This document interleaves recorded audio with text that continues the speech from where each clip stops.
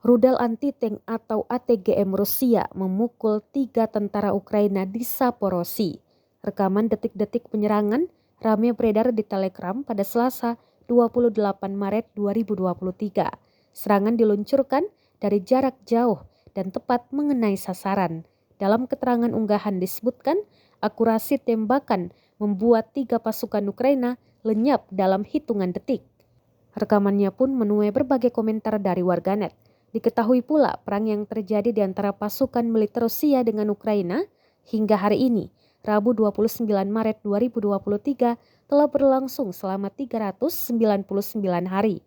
Konflik di antara negara bertetangga itu hingga kini masih berlanjut dan belum terlihat tanda-tanda untuk segera berakhir. И Угледар Донецкой Народной Республики. Уничтожены 2 склада артиллерийских боеприпасов 68-й егерской и 72-й механизированной бригад вооруженных сил Украины. За сутки нанесено поражение 103 артиллерийских подразделений вооруженных сил Украины на огневых позициях, живой силе и военной технике противника 143 районах. Районах населенных пунктов Яковлев Донецкой Народной Республики.